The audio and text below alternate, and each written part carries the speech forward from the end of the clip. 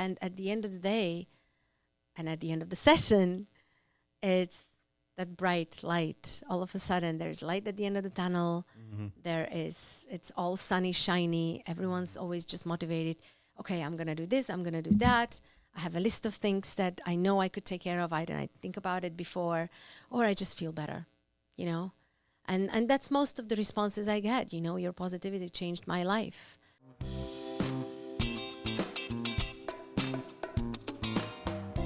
The following is a conversation with Marianna Alfa, founder of Blossom Hospitality. Marianna is a hospitality leader, positivity coach, consultant, and now a book author, self-titled Blossom. She just finished the audio version that will be released all over the internet where audio books are found. I highly recommend the book. I loved reading it. I believe Marianna feels like hospitality is simply an opportunity to show love and care. This is the David Maggard podcast. To support the podcast, please subscribe, like, comment, and share. Now I present to you Marianna Alfa. Thank you for coming here. Thank you for having me. Yeah, for sure.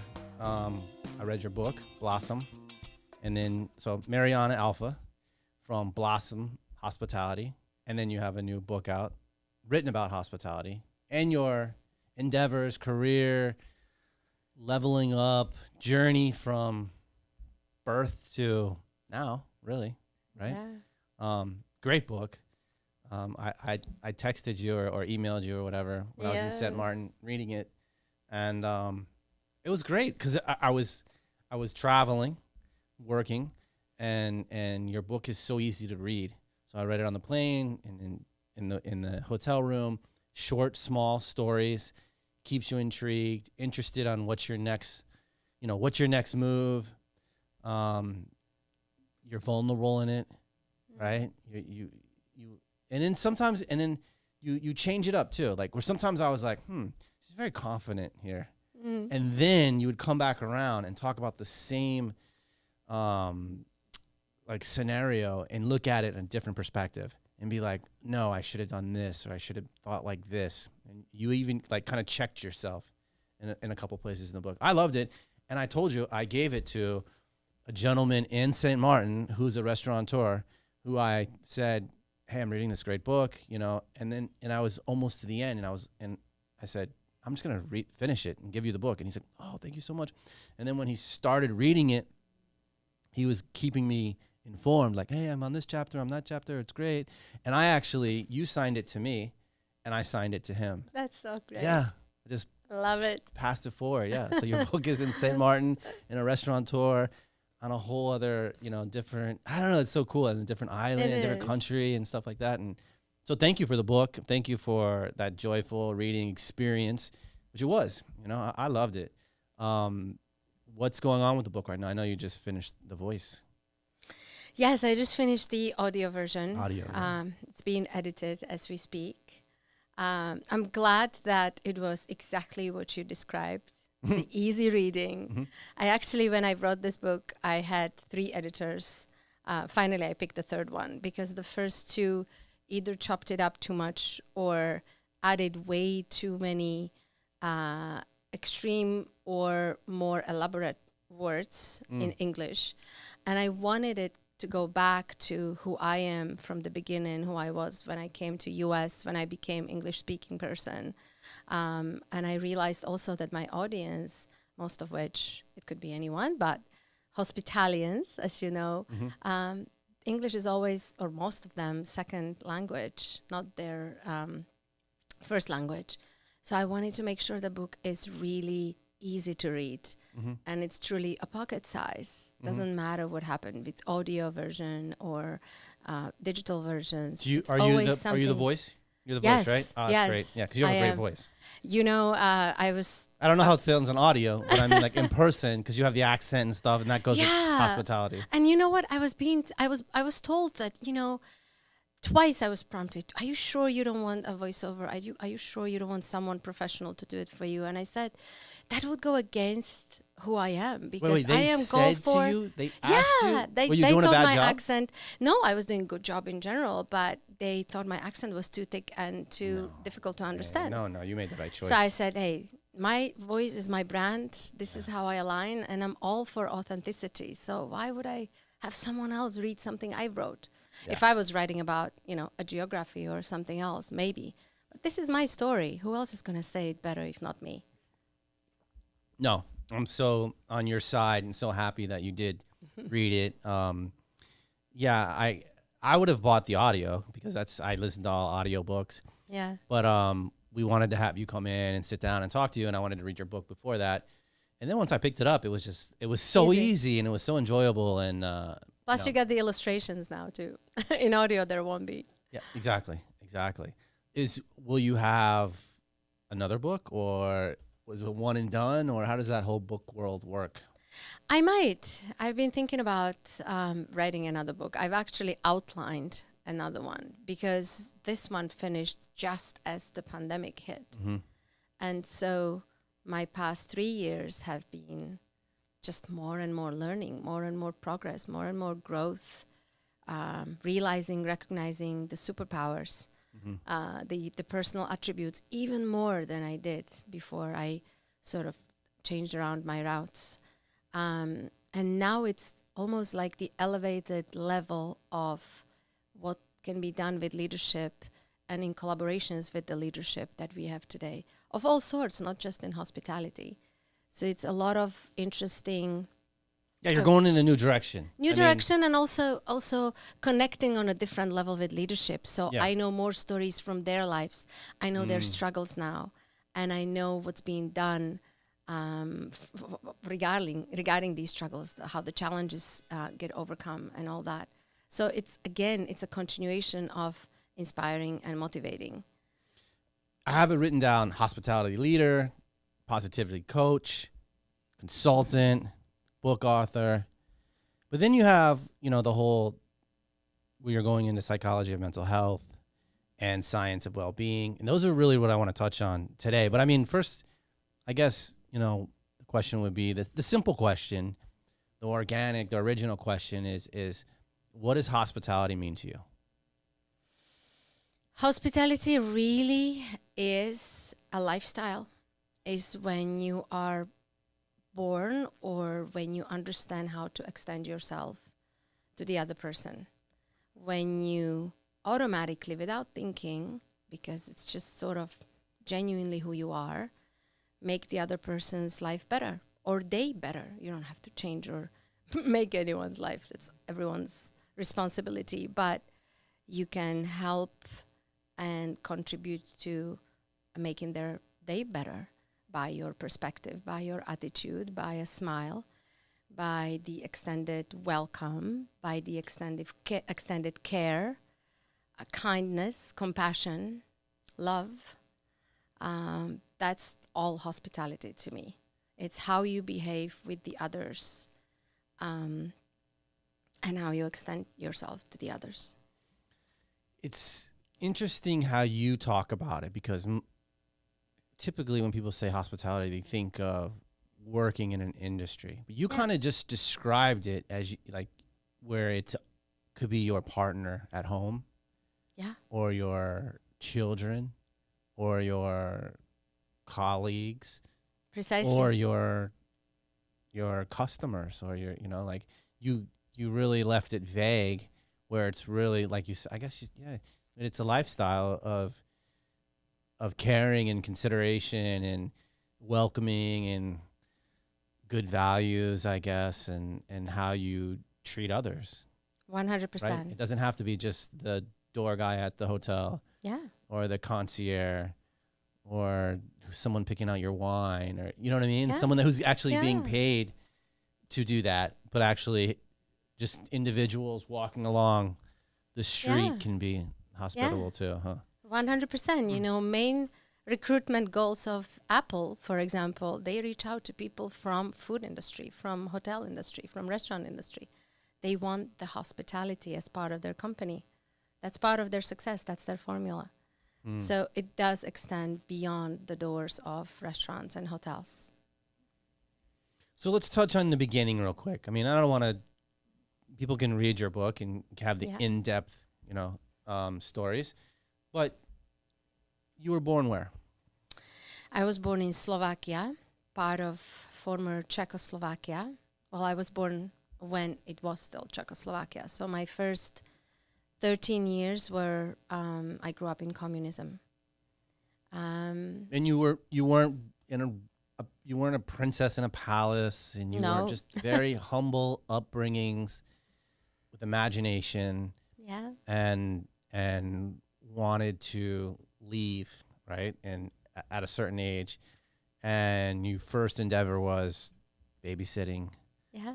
Right. And then how did you bridge over to America, or when did that take place? So I was when I was 18, I couldn't get into the college back home. There was only a handful of colleges in the whole country, and it was not easy, no matter if you passed the exams to get in or not, and no matter what your grades were. So I had a little courage, and I went to UK first and foremost, because I needed to brush up on my English. I needed to learn and communicate in English well enough. So if I didn't get into college again with, 6 months later or a year later, that I would seek the companies, or I would seek to be in a travel or in tourism somehow, where I can obviously speak English and communicate well, just get into the world one way or another. And so I felt, the best way to do it, if I just ship myself somewhere to English-speaking country. So I spent a year in UK first, a year and a half actually. And then I came back, I got into a college, and after that I was just really, really curious. It's the curiosity and creativity my whole life that's been pushing me forward. Where did that come from? Where did the curiosity come from? Were your parents creative, or like, did you weren't given certain presents as a child, or they made you play outside like all of us from our age? But like, where did the curiosity? Because I mean myself, completely curious. I love talking to people. I love hearing stories, no matter really what it is. I like, just curiosity is a great attribute to have as a person. It keeps growth. And so where did yours stem from? Like, where did that come from? I'm not quite sure where. I think it was just variety of experiences that I became aware of that existed. And then I remember when I was a teenager and we used to play around with all the quotes and that we were exchanging with friends in school and whatnot. And mine was always that I'd rather regret what I've done than regret what I've never done. And that was, whatever Slovak version of it that someone once said, and it stuck with me. And so whenever I had a choice in front of me, it was always, I'll do it, and whatever consequences are, I'll just take care of it. I'll be ready to carry it. That's definitely a theme in your book. Yeah. For sure. I'll do it. You're always raising your hand. You're like, level me up. I'll figure it out. Yeah. And if I don't, I'll learn from it and move on. That's it. That is your theme. That's for it. Sure. But I'm not sure where it came from. Maybe it's just the personality. Maybe it's somebody I was born like that, maybe. Mm-hmm. And maybe it was the first few steps that I made fearlessly, or didn't get discouraged right at the beginning of the journey. And then one thing after another keeps motivating you, one after another. So then you keep going back to, well, I survived this, why not this? Well, I've seen this, why not this now?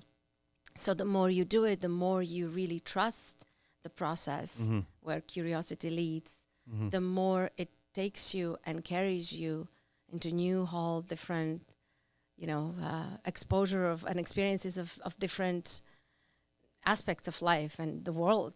The world is so big. Yeah, I think when you're curious, you're not afraid to fail. Because I think failure happens a lot with curious people. And they just get up and brush the dirt off their knees and on to the next, right? Yeah. Where when you are not so curious and you're more like discipline in one vertical and you don't really understand failure, they're hard to be curious, you know. They're and so yeah, For sure. I'm definitely on the side of curiosity. So you come over to America, you come to DC. Why DC? All the places to move to. Why there? I felt it was safe. I could to see be that honest, from an outsider. from an maybe. outsider, Yeah, right? sure, You know, I was a girl that grew up in a village of 2,000 people. Uh-huh. So I felt, you know, The president's the there. capital, the president's there, I'll exactly. be all right. Not too many skyscrapers, not too much, you know, all the dramas are kind of under belt. So yeah, but also I don't think it was my choice. I applied through the student agency, which was in charge of the au pair program, like a student exchange. Part of it was au pair, of course, you're staying with the family, and part of it was going to school and learning English and all that, depending how far you want to take it. So I was told I was picked by a 3-year-old in Washington, D.C. His name is Garrett. And I used to have, you know, a carrot color hair, high Spice Girls platforms. And somehow the pictures that I sent to the family, no matter how much I was hoping to look responsible to take care of their kids, I don't know, maybe he found it unique because his parents told me later, you know, it's Garrett who picked you. You were different, probably. You stood out to him. Probably. Sure, I could see that. Yeah. And then you had the life-changing date, Yeah. right? He took you to a restaurant where he knows the owner. Yeah. And they offer you a job. That's right. What job was that? That's right. It was a bartending job. That was a little white lie, a little moment when my life changed. And again, I think we do color up things in our life one day or another. And this one was that moment that defined really my destiny. When they asked, I was on a date and I told my date I would like to work here. It was just so beautiful. Candles lit everywhere. The atmosphere was great. It was Middle Eastern, Mediterranean restaurant on K Street. And while I was in the ladies' room, I came back. I was asked, you know, have you ever bartended before? And that was that moment. Yes. Why? And then, yeah, you start next Thursday. And this was Saturday, so I had 5 days to master what am I getting into? Do I do this? Do I not do this? But I needed extra cash. I needed to do something. But I love what you did next. You're like, I got 5 days, so I'm going to hit all the bars and bartenders that I know and sit down and ask them what are the typical drinks that are being served right now. Yeah. It's such a great, it's a brilliant move. I mean, I was a bartender forever, and it's a brilliant move. I mean, this is what people are drinking. If I have this 5, 6, 7, 10 drinks under my belt, that's it. I can get through enough. And then you learn to, all you got to do is ask, oh, what's in that? Yeah. That's the next step. There was Cosmopolitan, there was Margarita, Mojito, Rob Roy or Manhattan, Old Fashioned, and there was maybe... What was the coffee martini maybe, or espresso martini still? It was a handful. Really wasn't a rocket science when you remembered. Sure. The understanding of what these liquors taste like, some of them, and the actual realization that there is, 11 types of vodka or of each liquor. that was harder. Learning 5 to 10 drinks to get a job and get to a shift is one thing. Yeah. Being a mixologist and being able to create menus and work as an ambassador, that's a whole other area. And understanding how spirits and everything works together, right? They're like their own chefs outside the kitchen. That's it. So, but I thought it was brilliant. You're like, yeah, hired. And then I'm going to go hit up all the bartenders I asked. And I was like, yeah, right on. That's what someone would do. And it's so cool. We've had friends do that to us. Yeah. Come and ask us, what are the typical drinks? And then we get them a job somewhere. And then they just really have to, learn and real fast. You're a sponge. It's hospitality. You got to learn on your feet. It is. And go forward. It is. And they go for your smile. They go for the personality. So, yeah, I described it in the book, when those architects from around companies came and asked for drinks I've never heard of, I would ask them directly, so what exactly is in it? Mm-hmm. Yeah. And that's... And they'll tell me. But that's exactly what you do. I mean, that's what I've advised people to do that many times. Yeah. Just ask them in a polite way. Ask them in a comforting way. You know what I mean? Don't be late and then snarky and look at them like, I don't know what the hell that's in. What's in there? But no, you just be normal and be friendly, and and no one cares. They just want their drink. They want it made right. So if you can do that, bravo. Right? Yeah. But okay, so that was the beginning. Bartending. Thank God your date brought you to a fabulous restaurant. And they accepted you, and then you learned fast on your feet, and you took that and made a career out of it. So that's great, right? Congratulations.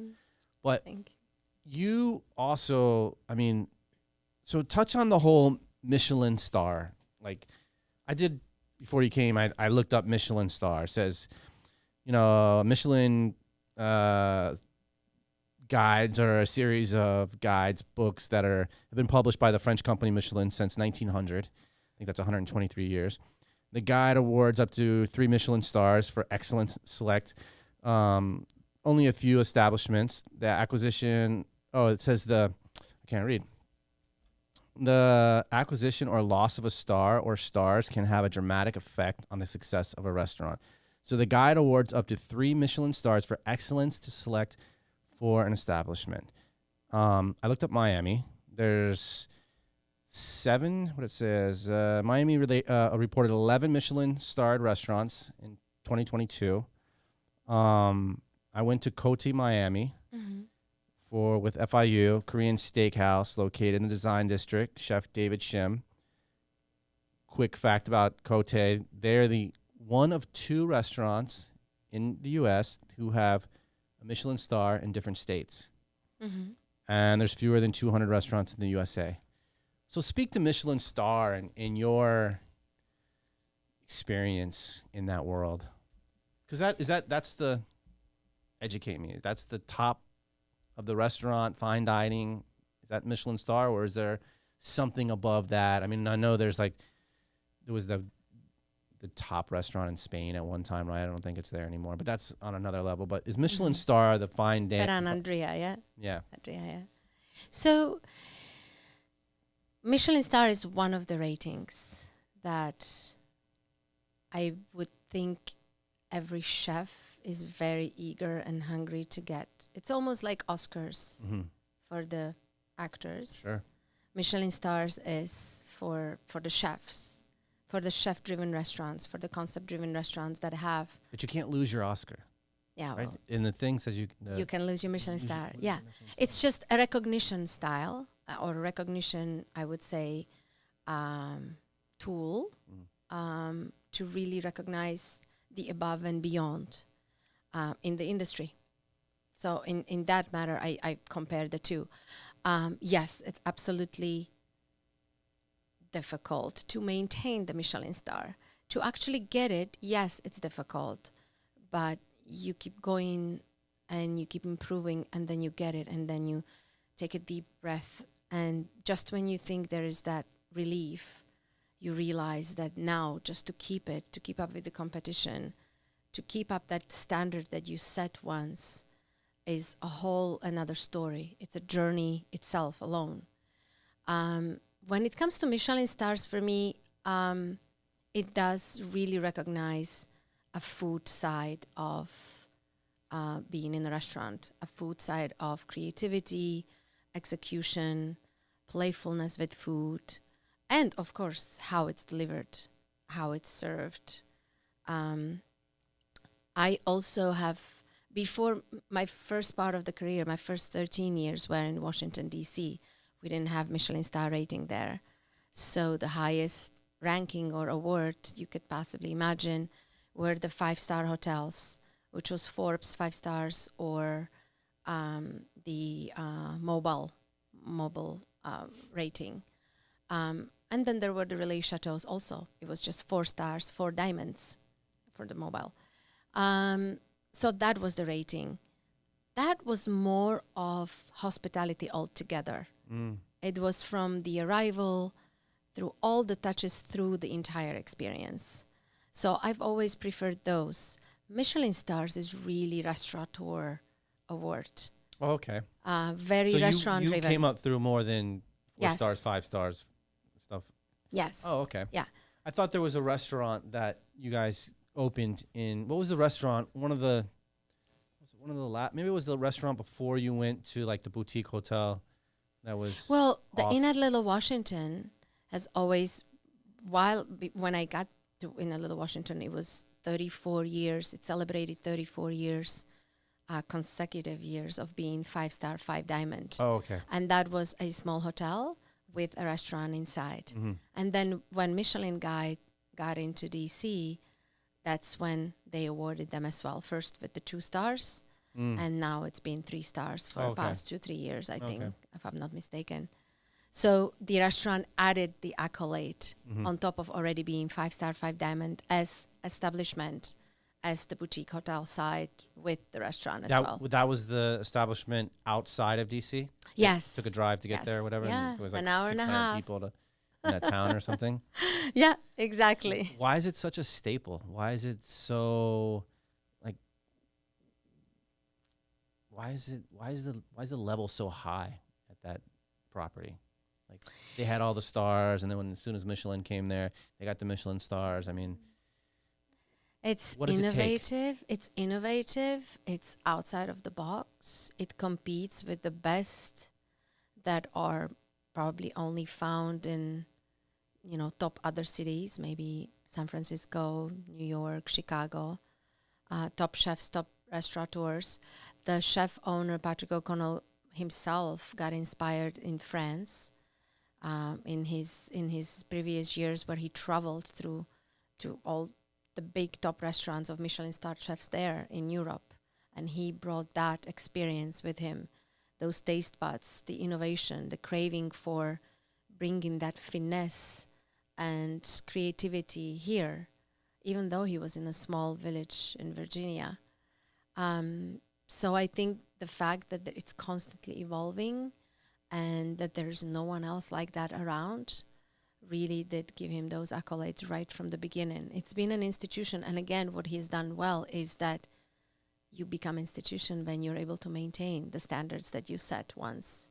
So once that reputation is built, once you cover all aspects of hospitality, combined with quality of food, the wine, of course, beverages as well. It's not only about food. You make your staple in the area, and you become an institution if every experience that guest has is just guaranteed exceptional and memorable. Which is so hard to give. Very hard. Right? Why would David go there? Why would I fly there? And is it more people that are driving from DC, or is it people actually fly there, stay at the hotel or the chateau, and then eat at the restaurant? Is it the whole experience like that? Is that like both? Both? Yeah, it's both. It's both. So I remember. Is it a destination though? Like, yeah, 100%. Is there anything around there? Like, am I going to see waterfalls, or am I No. taking a horseback ride somewhere? You'll go there to decompress. Okay.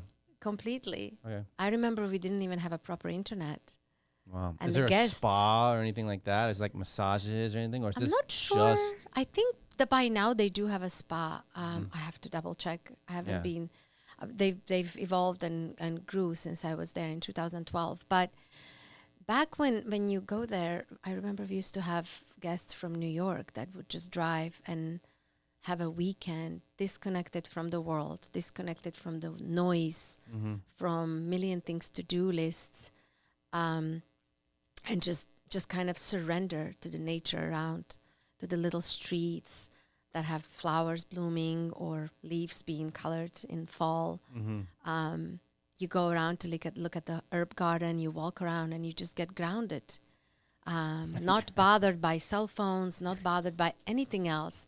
Yeah. And just when you thought you took a deep breath and walked around and enjoyed your luscious, beautifully designed room, then you sit down for this extraordinary dinner experience that really is a theater. Yeah. It is a theater.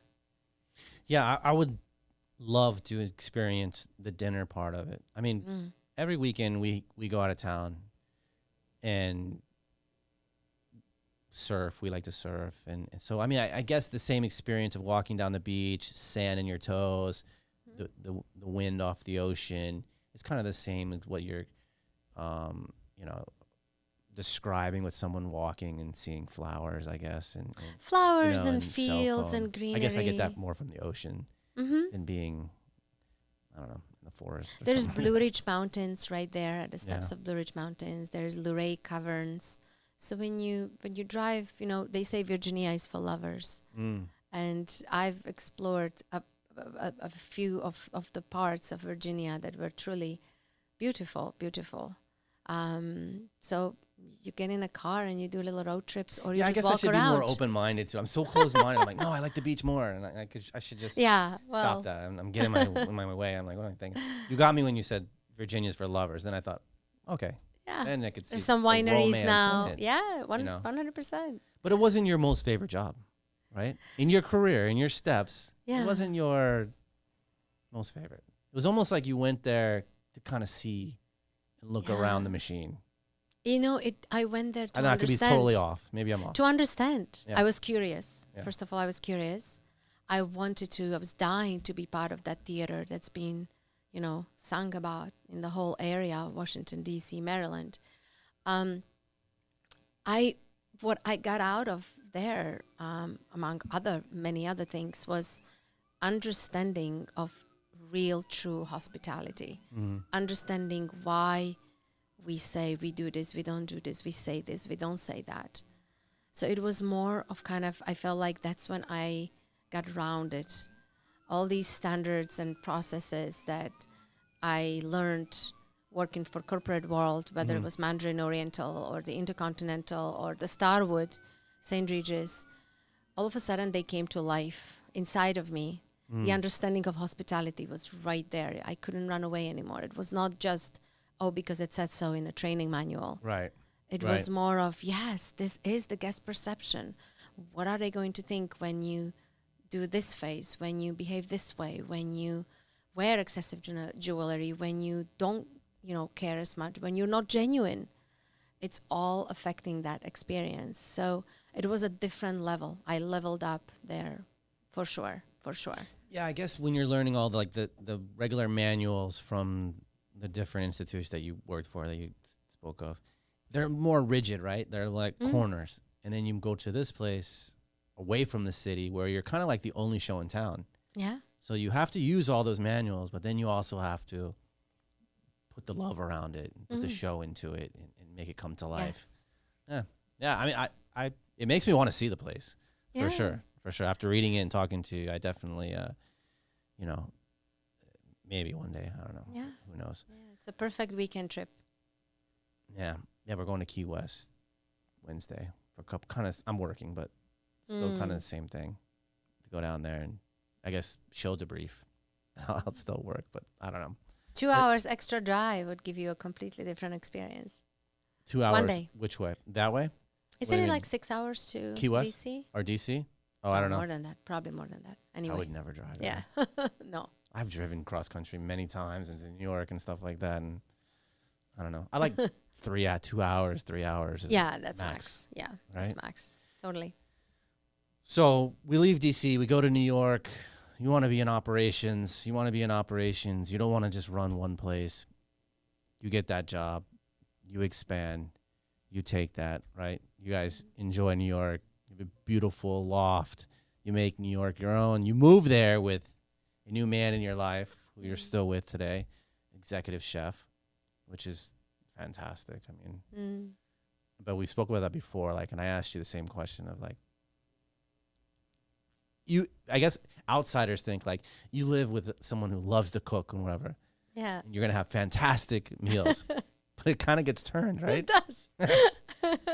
I'm the one who cooks at home. Yeah. That's fantastic. I mean, it's nothing like someone would ever think of like that. Yeah. It's almost like thinking of a race car driver and he never drives his car. Outside the track, he doesn't touch the thing. I know. We do eat out a lot. Mhm. Always checking the competition, market study. Always we need to know who are the players out on the market, what new can inspire us or make us curious or just, that experience always matters a lot. So, but I cook, yeah. At this time in your guys' relationship, when you're out thinking about new, restaurants or where to eat, or maybe you're at a new restaurant and you're eating, is he still at a different level with taste buds and flavors and savory and all these things? Or are you guys kind of tit for tat of like, no, I like this, I like that? Or like, how does it work when, if he's not the boss at home in the kitchen, cooking you some amazing meals, like when you guys are out, does his specialty come into play then? Or is it kind of like you guys are just both looking at it through two pairs of eyes? You understand what I'm trying to ask? Yeah. I think we are very aligned in terms of taste buds. Mm-hmm. And I keep learning a lot from him because of the finesse or the comments he might be making in terms of what ingredients, what it might be missing. Nuances, could use a little lemon, could use more salt. This is how I would do it. He's constantly thinking like that? Yeah, that's great. But many times he just turns off and it's just, let's just enjoy it. This is the time when he gets fed, when people serve him. But also, thanks to his comments, my taste buds evolve. And also through my comments, he understands more the consumer. Yeah, that's great. Exactly. That's the always correlation that I was looking for, like those kind of cool things. Yeah. And I would always pick up on practicality of things, the forks and knives sliding and, place being too big for this, or portion size, or, what it could need. Like, if I wanted this without that, it would be a kind of loss of a dish, and this and that. So variety, just different perspectives. I've always been that, giving different perspective person. So I offer sort of different thoughts for him and different way of thinking about things outside of the box a little bit as consumer, being next to him, knowing the food because we've dined around the world. So I did pick up a lot of knowing really what the difference is. But yeah, at the end of the day, many times we do go and explore and check out, and we always check out the new places. But many times we go back to who delivered well, who did what we liked. There'll be places we keep going back to, especially here in Miami. We went to Cote. We really liked it a lot. We've been actually 2-3 times. There's a handful only restaurants that we've been few times. Every Sunday. What are they? Every Sunday we go, or either Sunday or Monday, it's his days off, we go to Macchialina. Where's that? Just on Alton Road in Miami Beach. It's small Italian neighborhood gem. Their pasta vongole, it's like every time he's on the menu, he just orders that, and he craves that when he wakes up on Sunday morning. Really? Where on Alton Road? Where is it? Just next to Whole Foods. Okay. Like 1 or 2 blocks from Whole Foods, down on Alton. Yeah. North of Whole Foods. South of Whole Foods. South or north? Yeah, what south. Do you mean? South? South, yeah. So 2 blocks continued. 2 blocks south.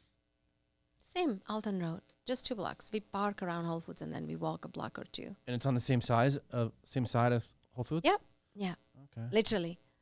And it's just, it's this gracious, good, flavorful Italian, nothing made up, nothing contemporary, nothing deconstructed or redone, which sometimes there is space for that, and there is curiosity which you would go for when you like to see what can be done with the tiramisu or pasta dish or whatnot. But we go there for that good, wholesome Italian, which we just crave, just good meal, and it's been consistent. We never ever had a bad meal there. So for him as chef, that's more of satisfaction and what he wants, because he knows he's going to eat well. He knows it's not going to be a surprise because, last time we went there and this time what happened? It was a disaster.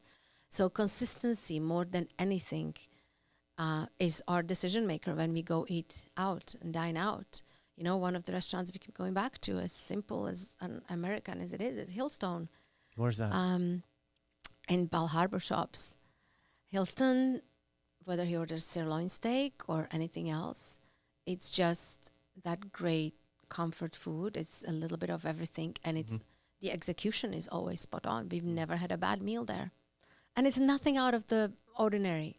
It's, Caesar salads and sirloin steak and grilled salmon and, things served with fries. And I think there's even a sushi part of the menu. And it's, by far not the omakase It's and basically how whatnot, I eat. but yeah, Everything you just mentioned. but it's just you know you whatever you order, it's executed well and consistently well. So And service is on point and everything. service is on point, always gracious. We always eat at the bar, Mhm. and so sometimes it's not always going to the Michelin stars and exploring new concepts and whatnot. We do that a lot too.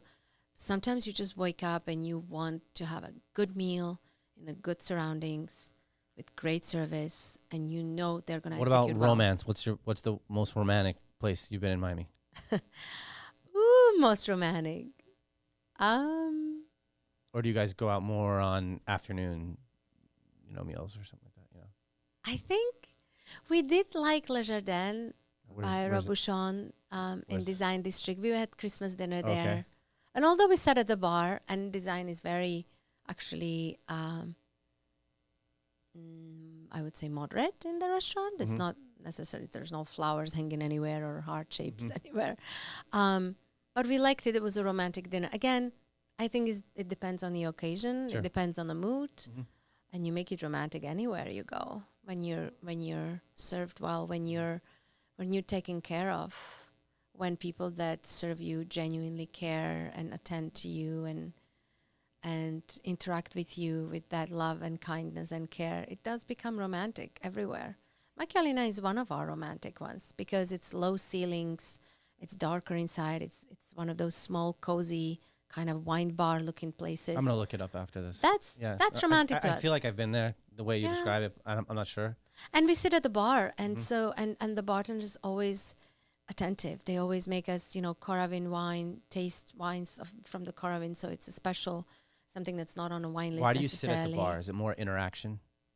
Yeah, it's more interaction, more interactive. I guess we keep an eye on how things flow in the restaurant. It also is more casual and I don't know. We just love it. We just always sit at the bar. Yeah. What you named a couple different hotspots, right? Ball Harbor, the beach, Design District. I forgot what I was going to ask you.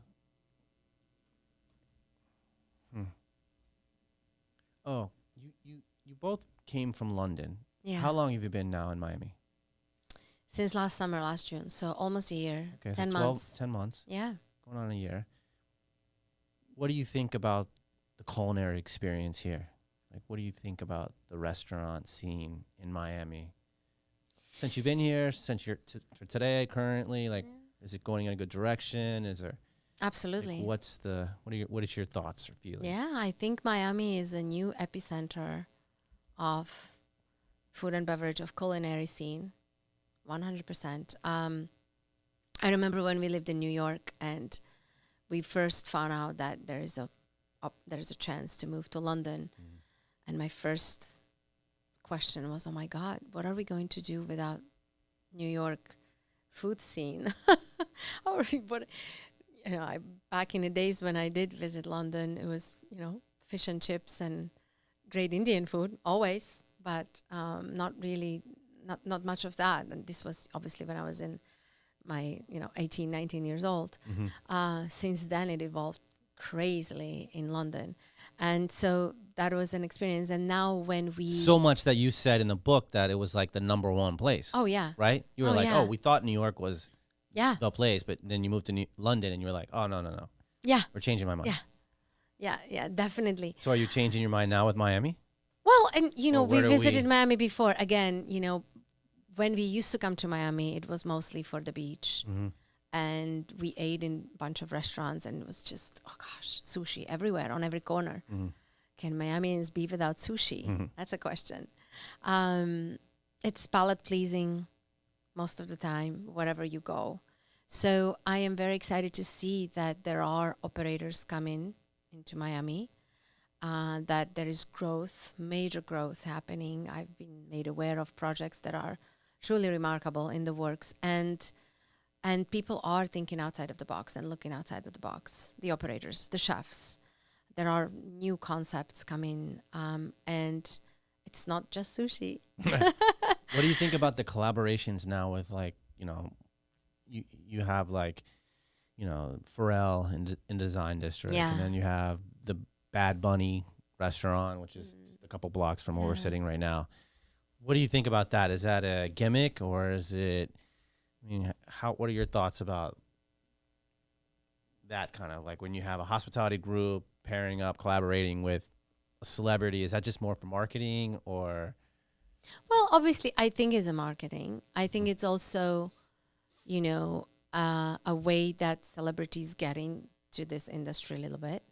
It's their way to invest their wealth into an operational, successful place. It's their way of driving their own brand through a restaurant brand. So collaboratively, why not? I don't have particular judgment about it. I think it's it's innovative, creative. Let's not forget the collaborations is what is going to keep us moving, evolving. Yeah, it really is. One person. It's almost like the teamwork. You can't do it alone. With more heads, with more motivation at one table or in one restaurant, one space, you deliver the level up, the extraordinary. So if branding can help, or if someone famous that puts their name and mark on the place, or maybe has a vision and someone can execute from the operations team, then why not? I think it's great. I think it adds color into our industry. And I think it adds on sort of constant ongoing curiosity. You read about the certain players, chefs or chef-run restaurants, or big restaurant groups, and sometimes you feel like, oh, it's same old, and then all of a sudden, if it's mixed up with celebrity or with someone like that outside of the hospitality world or restaurant world, you're sort of like, oh, interesting, I didn't expect that, or just adds a little bit more, feeds the curiosity and makes you go there, right? Makes you want to try, makes you more curious. So whatever's driven by curiosity, why not? What does Miami need? I mean, you kind of touched on it before. It needed a variety of different cuisines, right? Outside of sushi. And I guess they're delivering on that now. As you guys, 10 months in, I know it's not a lot of time, but you guys are out and about.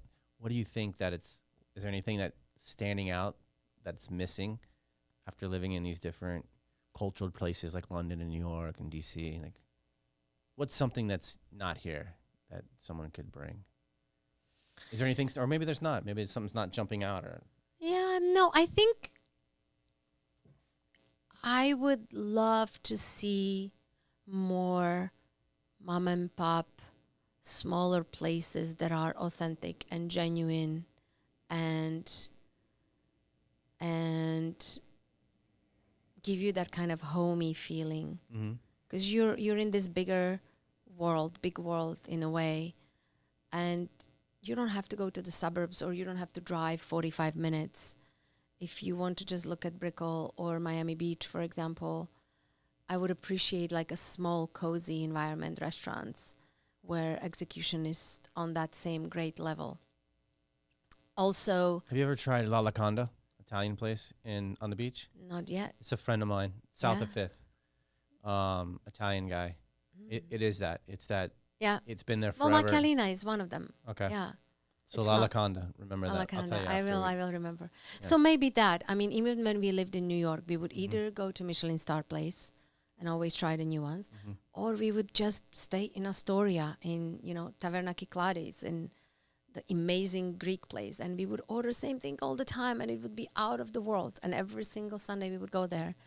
We would say, oh my gosh, it was better than last time, and better than last time, and better than last time. And it was just spot on.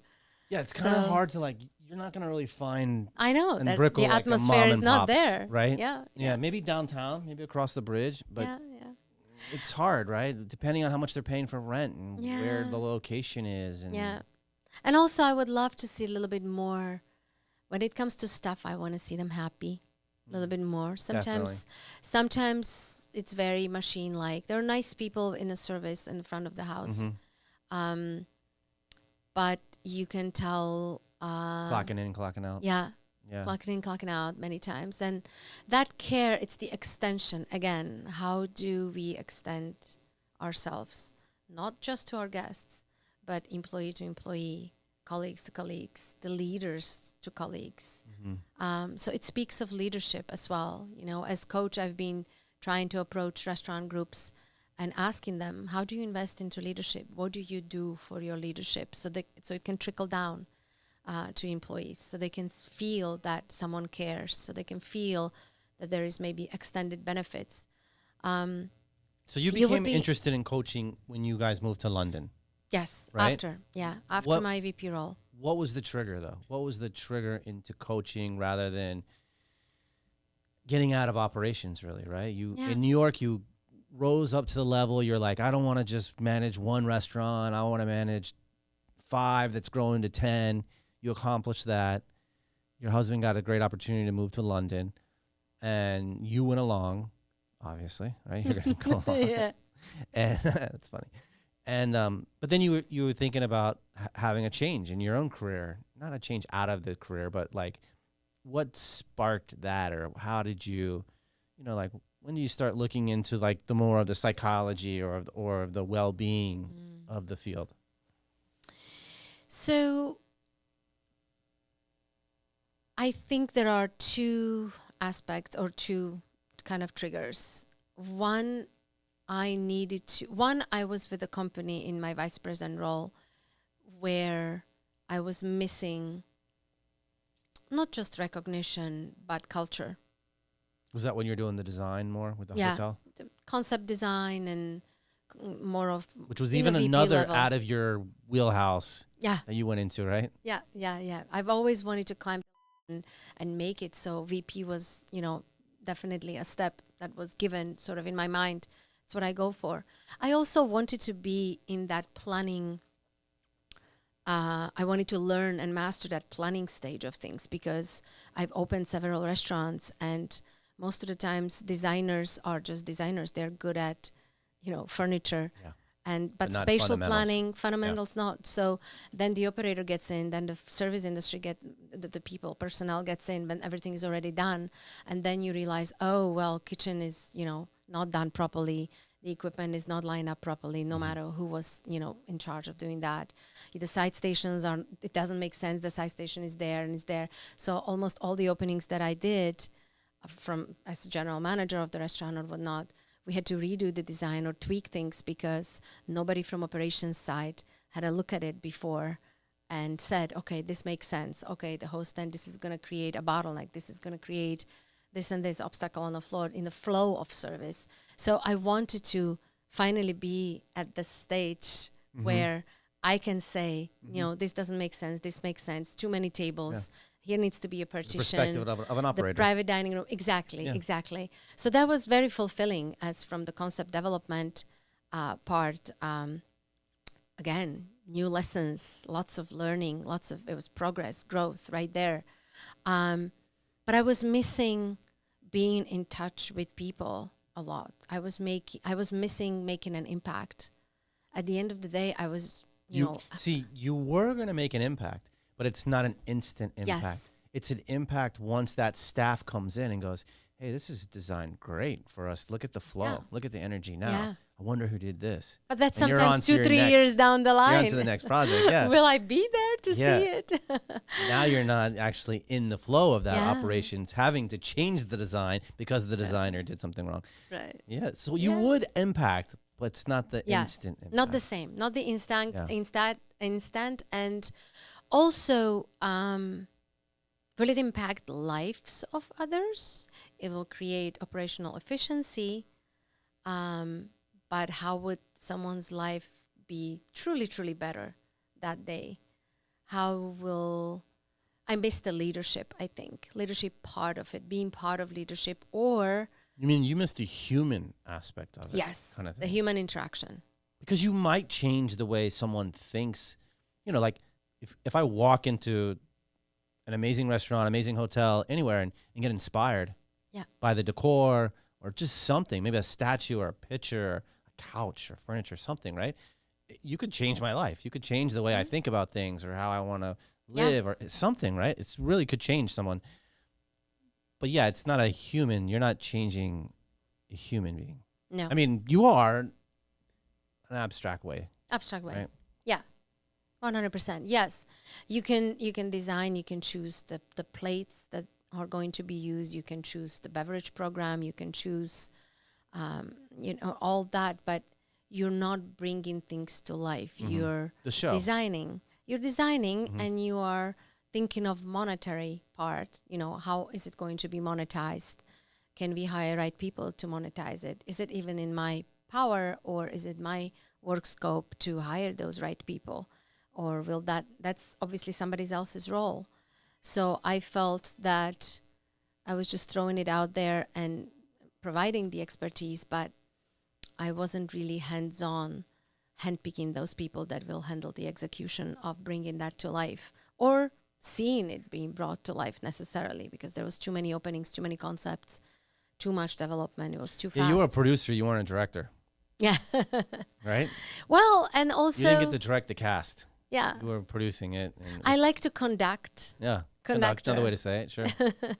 So, but having a say, being able to set it up as well, being able to assess where the gaps are, being able to do quality checks by just walking into something. Let's say I open restaurants now still as consultant. I don't think that's ever going to go away, whether I am coach or not. Then I go there 6 months later and I assess and I see and I audit.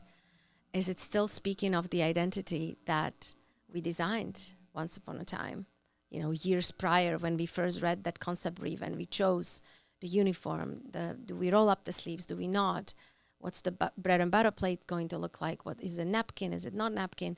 All those little touches. And what's the story that we're communicating behind the concept? It's about the story.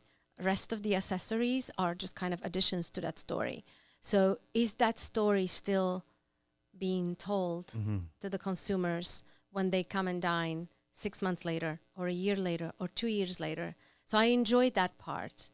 Every consultancy and every project that I worked on, bringing it to life or helped to bring it to life as consultant, I keep going back over time and seeing how it changed. Did it evolve?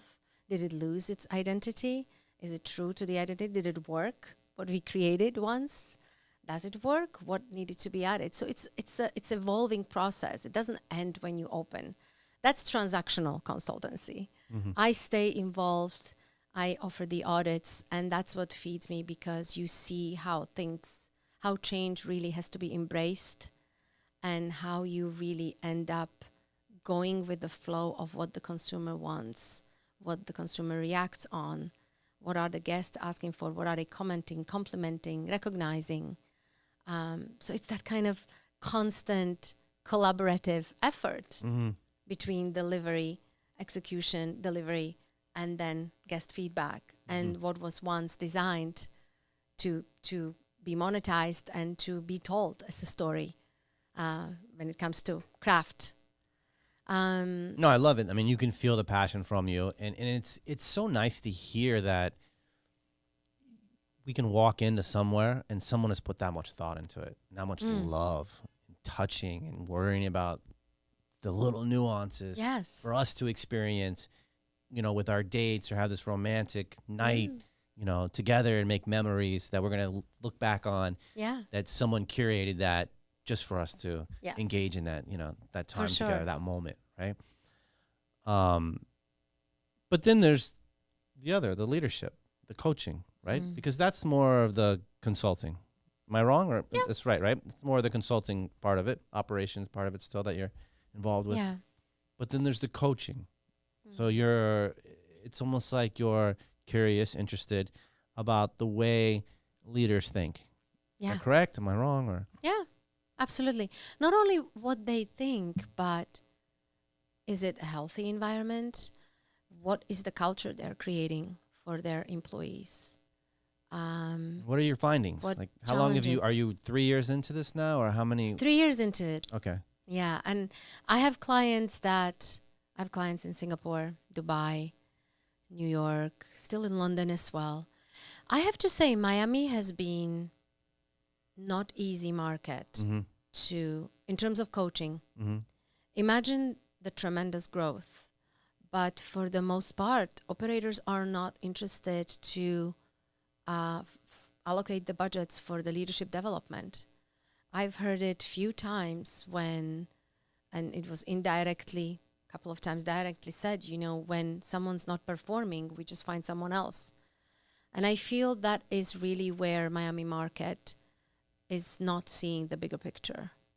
At the end of the day, market will become saturated at some point, and labor shortages are already very transparent. It's there. I think adamant. we're below 3% right now on unemployment here in Miami-Dade. And so everyone needs people. So how do you become the company of choice? Why should I work for you for this restaurant when I can work anywhere else? So it's about how do you as company treat your employees? How do you treat leadership? Because then it trickles down from leadership. So it starts on top. And then how do those leaders create those healthy, flourishing, safe environments where people are cared for, where there's transparency, where there's openness, where there's care. So it's, again, extending yourself. You cannot be in hospitality and create a toxic work culture. There's a bunch of restaurants that I will not name, but they don't even provide employee meals. I've thought, my gosh, where are the days where you sit down and do a family meal? It's always been called family meal because the family, as we work together, we spend, let's face it, in a full-time employee spends half of their life at work, right? We sleep 8 hours. We played 8 hours, if we're lucky. More than 8 hours, we're at work. So it is the family you're with. Many of them, we used to sit down always, and it was just kind of family feel. It was that good, gracious meal. Doesn't matter how simple it was, but it was the meal together. That's what hospitality is. Nowadays, no. Many restaurants don't even do that for the employees. I was very surprised to get that feedback from Is that here? Employees. Is that a locational place, or are you seeing that around globally, or are you seeing No, just here. That was the surprise that I found in Miami. Yeah. Is that a cost budget? Not quite sure what's being price thought point about. kind of thing like that. Is it because Miami's costs have risen so much in the past 24 months? I mean, it's a high cost of living is high here, one of the highest in the I will tell you, it doesn't cost that much to prepare a bowl of pasta or a stir fry for employees. It doesn't cost much if you choose to order pizza from outside and pay for it. Not that much. When you're generating 10 plus million a year, where does it come from? Or what else do you do then instead of that? With leadership development, that was my biggest surprise, that they have not been keen, restaurateurs and operators, they have not been keen to say, okay, well, we have this great GM, we hired him, we know why, this is how he interviewed, this is the reputation he comes with, this is the environment he comes from, the experience, yet, he or she is struggling here and there. Is it something that we invest into and develop in that person? Is there an amount of support that we can show by having them speak with someone objective and elaborate on that? When you have a restaurant groups, and there's GMs and there's sometimes it's directors of operations, but they're operational people, and HR is not enough as one person to do those one-on-one sit downs, to provide that safe environment and confidential conversations that leaders can have with when they can truly become vulnerable and when they can, wake up that potential inside of them. Usually the leaders are too worried to say, oh, you know what, this and this part has never been my strength, or you know what, I messed up here. I said this and this to an employee. How can I do it better? How can I become better as a leader? Or reflect on things, on dramas. Restaurant life. There's dramas, there's fires we keep putting off all the time. It's stressful, there's a lot of pressure. You're on your feet, so it's physically and mentally demanding. Where is the support? do you just have to go home, sleep, Mm-hmm. if you get any sleep, because Yeah. it takes a couple of Come hours back. to, calm your mind down. And do you come back and then what? And it's just another day. We don't go back to what happened before. How can I do it differently? How do I reflect on it as a leader? How did I learn from it? Do you think that it's because the longevity of, let's say, a restaurant can come and go in 3 years, right? 3 to 5 years. Yeah. And so do you think that someone that would use a coach more would have to be a more of a national chain restaurant or multiple locations, maybe not a national chain, more regional, but multiple locations, rather than just, let's say, mom and pop, someone, like some new hot spot that might not be here, Yeah, but then there's a difference. And then I wanted to ask you, Yeah. answer that, but then I want to say, what about addictions too? But go ahead, answer. What do you think about Are you a long-term thinker or short-term thinker? I have a restaurant group in London that is my client. That's been my client since the pandemic started. And I know for a fact that a restaurant, the owner, wants to open many locations and then sell it one day. He's still investing into having me for his leaders. He's still seeing the impact that I make with the leadership and the growth. And then his top ops people are focused on more, monetizing the processes and the actual operational challenges. But who boosts these leaders? Who boosts them to wake up every day and do even better than they did yesterday? Yeah, I guess if you, your client, I'm assuming, has a great product because he's seeing the future and seeing an exit. So he wants to give to his leadership a benefit, which would be you or consulting or someone that they can lean on or call to, or, and that keeps them more engaged. It's which support. gets him closer to his exit. 100%. I was opening a restaurant in DC 2 years ago, and I was heading and leading the recruitment, of course, of the top part, and then later, once I hired the general manager, also of all the line employees and service employees. The moment I created a benefit package, of course, discussed with the owner, what can be budgeted, what can we spend, what not. The moment first ads went out, we had some responses. There is just so many people that apply. Everybody's posting. Everybody's looking for people. That's just, the market we're in right now. The moment I added access to a life and personal development coach, I started getting responses. Wow, Then I started interviewing people. I started getting more resumes. And when I interviewed people and I always ask this question, what made you apply with us?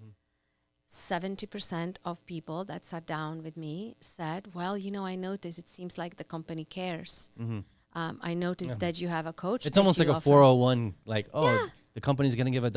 Okay, but it's kind of like, you must care. Yeah. Because if you're giving us a coach, a little that's bit like, different. wow. Not atypical, not so typical of everybody else. So But that means you're investing into the well-being. You're offering extra level of support.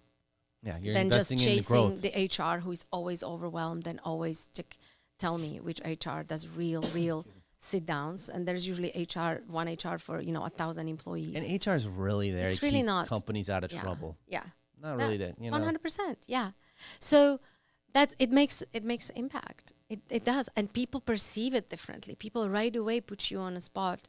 Wow, the company must care. They're giving me someone for my own personal development, someone who will actually, so I don't have to chase up the GM, what my next growth is. I can get prepared and coached on how do I approach it? How do I take control over my own growth We have that in this internally environment? with Colliers here. Yeah. Colliers University. I just took a management thing. Well, I didn't take it. They put me in it, and it was different modules and over a few months. But it was all same kind of stuff like that. Yeah. Learning. Yeah. And sometimes it's just conversation. Yeah. Sometimes it's the conversation that the employee or the leader doesn't feel like having with whoever they report to, or because they're unsure, or because they're fearful, or because they are upset, and they just want to hold it back, but at the same time they need to vent and they need to say it and gain maybe different perspective. Sometimes it's actual difficult, challenging task that they're having at hand. And again, They don't want to show themselves maybe too vulnerable in front of people they report to, because they don't want them to think that they can't handle the job. They're too scared to lose the job.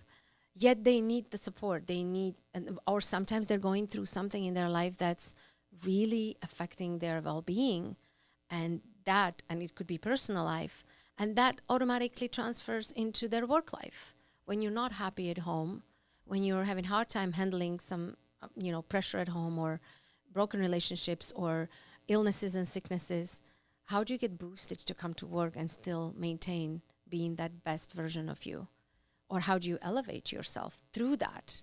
What they say, what doesn't kill you makes you stronger, but you do need the right people around you to also to help you through that. If you to make hold your it hand. through, if you make it whatever through, you're going through, then it'll make you stronger. But you have to make it through it first. to hold your hand, Yeah. or to also face the tasks ahead of you that you think are impossible, and all of a sudden you realize with that someone like coach that, oh, it is possible. Oh, and why didn't I think about that? There's always these light bulb moments each sessions when we do. It's like, oh, I didn't think about that. Why did I not think about that?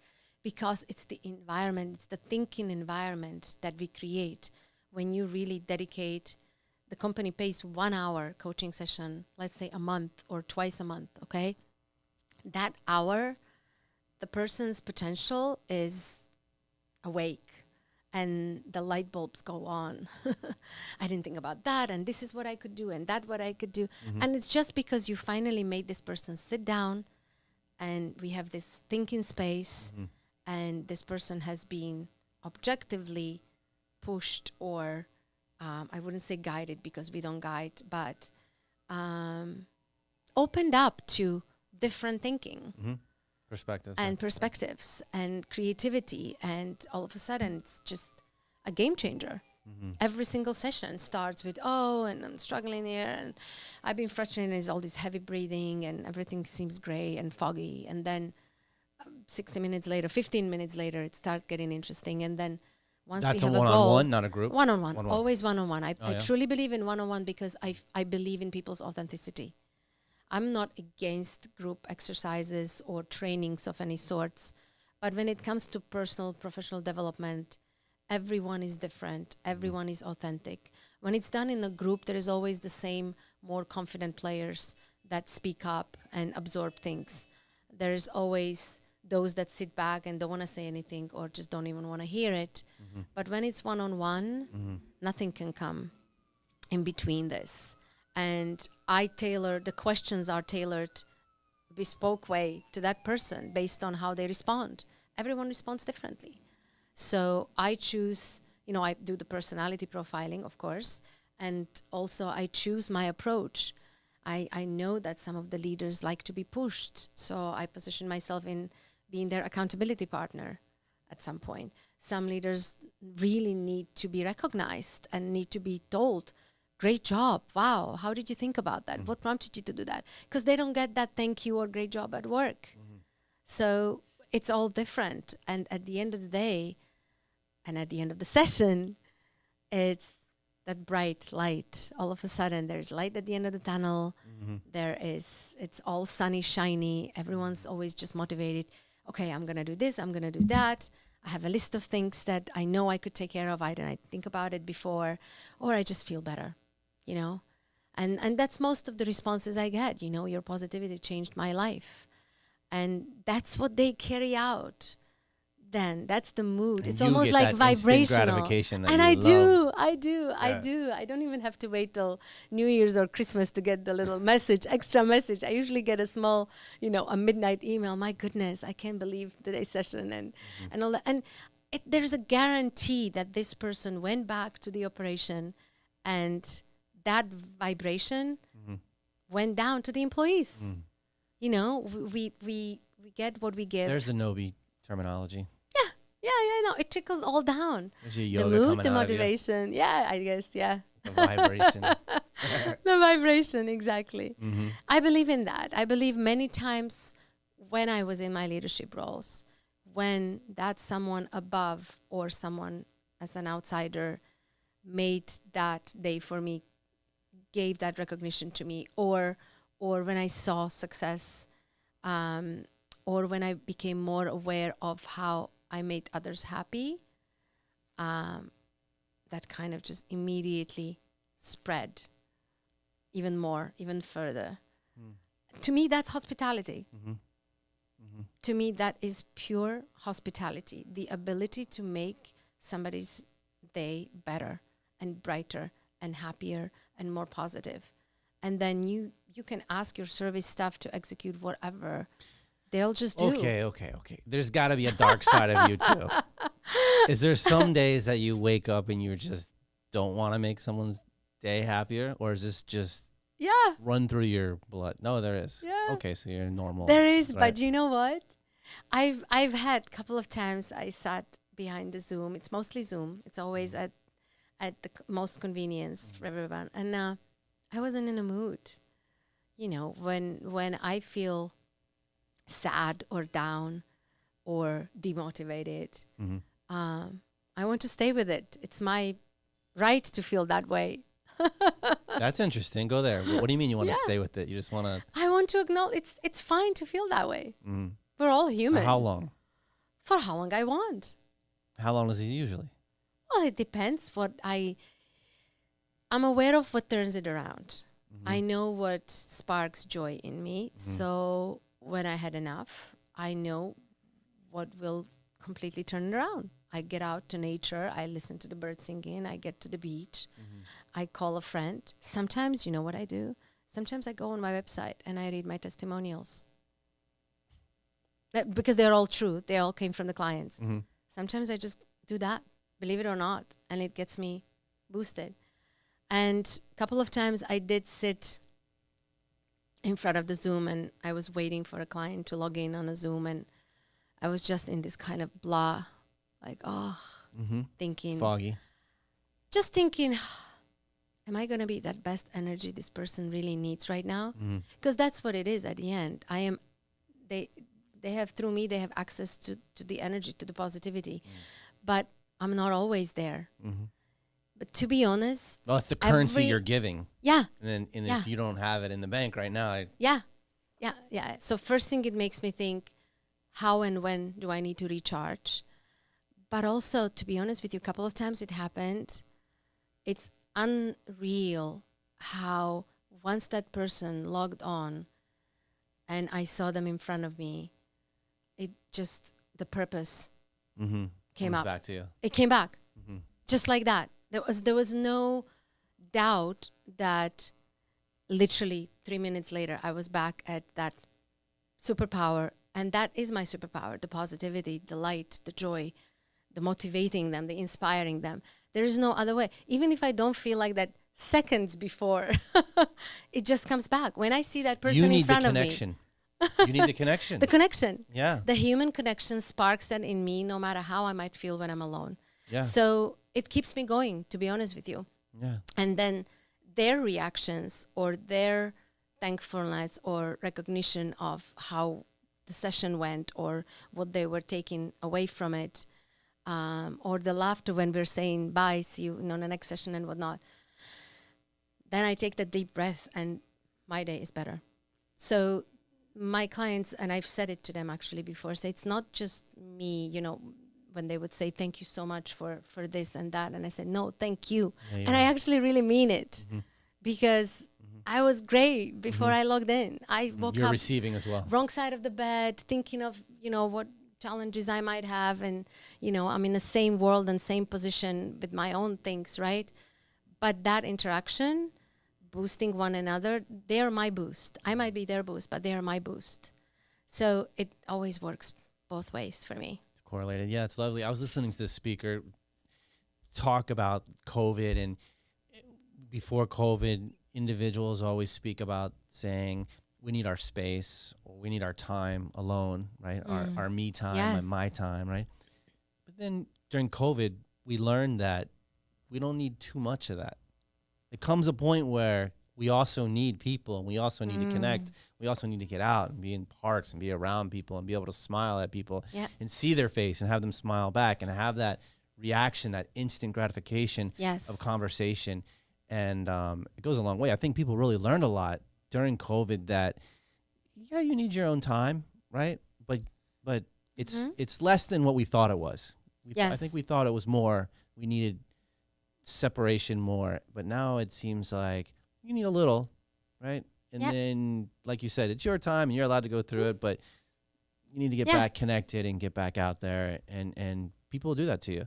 And be aware what gives you that gratification or what motivates you, what collaboration or interaction is good for you. Being Right. able to recognize. Well, it's the energy, right? And we Like, have to also, speaking of the human interaction, I think that's something we have to stay and be mindful of as the AI and technology is ChatGPT. overtaking. Yeah, it's on a skyrocketing speed. yes. We need to stay mindful of that, and we need to seek that because we know what it gives us. We know it makes us better. Yeah, when you were speaking, I was thinking of that, because with consulting or coaching, right, there's so much data out there Yeah. and so many conversations that people have already had that are documented, and that narrative, that back and forth, especially if like ChatGPT can read comments in YouTube and see how people interact with each other, or Twitter or what have you on these platforms or databases, and you could see how coaching could come out of that. Yeah. Scary in a way, interesting in a way. Any thoughts on that, or does that? It could, as long as it's... Look, there is always a generic way of responding, reacting. There is also an expectation. I feel that as long as the person you're speaking to, or as long as person that you're reacting with, or responding with any type of conversational interaction, it has to be genuine and bespoke, and has to be yours. It has to be mine. I don't, there's just so many podcasts that you can listen to. They're motivational, a lot of them. They have the vibration you want to get, but it's always meant to be for a crowd of people, for a majority, or for a certain audience, and you're not the only one. How about being the only one as part of that audience, having someone's undivided attention, and having the ability and opportunity to speak your mind in that given moment, and to vent or offload or speak your truth. We have to stay to this genuine back and forth. You can choose to listen to audiobooks, listen to podcasts, work from home, have your, attend Zoom meetings. But it feels great if you, meet someone for a good meal and speak your mind and speak how you feel, and realize everything that was hidden inside of you that you actually really feel. Because you can only, there is absorbing all that, so to a certain extent, and a lot of it makes you feel better, makes you be better, because you're learning as well, you're listening different perspective. Are they tailored to you, or are you going to be someone else after you hear or see or read something? How do you how do you become the collaborator and tailor it to your own feelings, and have that back and forth with the person that matters to you, and their opinion matters to you maybe, or their feedback matters to you. So we humans, we have this unique ability to choose who we interact with, who sparks the joy with us, who is a great supporter, who is your fan. Surround yourself by fans, not by those that just always are your fans, even when you do wrong, Right. or whatnot. But Right. but recognize the feelings when you're around people, rather than when you're just alone with earpods in your ears, and or absorbing something elsewhere from AI provided interaction. It's very different. We'll see. We'll see. We'll see. I see. know. And it's Kind of coming is fast. scary. It's coming fast and it's scary, and I still do believe that humanity will prevail through the human to human interactions. So if someone wants to have the consultation or the coaching from you, how do they find you? Everywhere. Google my name. Marianna. Even Alfa. when I do, we were just talking about it with a friend of mine this morning. I don't do social media posts where I say, schedule this, book this, check out my website. there's so many ways to get in touch. Yeah, it could be through social media, DM, direct message me. Could be through LinkedIn, could be through my website, blossomhospitality.com. If you just Google me, there's always some way of one way or another to find the way to me. And you might run into her at Noba Yoga. Yeah, and you might, exactly. You might run into me on the street. And honestly, the world has never felt smaller. When I came to Miami, I actually always think that when I was moving from New York to London, I felt, my goodness, 19 years in US, everything I have become is here. How am I, boxing up? And then I came to London and I started realizing how close I am still to US, because either the operators or business people collaborated and knew each other. Oh, I know, and he was in New York and this and this. So I found out how close New York and London were and how the industry people really talk and connect. And so it doesn't matter the continent and the distance didn't matter all of a sudden. And it was just really mind-blowing how many connections I found and built right away, similarities and interconnecting, and everything is interwoven. But anyway, and then I came to Miami, and again, new market, new lifestyle. People take forever to respond. And so learning the nuances and the pros and cons and then here I am again, bumping into people that I've known either in New York or in London, that know people, and it's just unreal. We are connected. At the end of the day, no matter what city, which part of the world you are, we are all connected. When you want to find someone, you will find them. You get out there, you ask, you open your mouth, you ask, you become vocal, and you will find what you need to find, who you need to find, and the service you need to find. People know each other.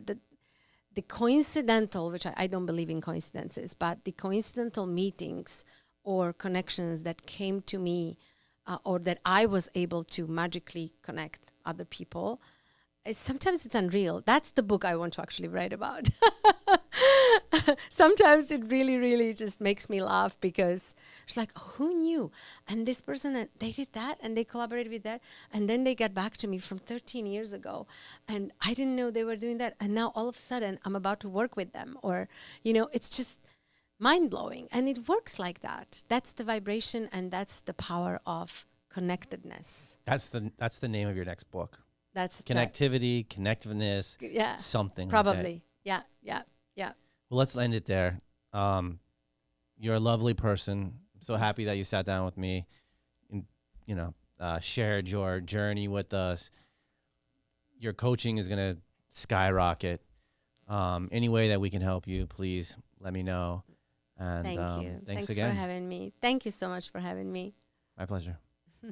Thanks for listening to my conversation with Marianna Alfa. To support the podcast, please subscribe, like, comment, and share. I leave you with a quote. Customers may forget what you said, but they will never forget how you made them feel. I'm David Maggard. See you next time.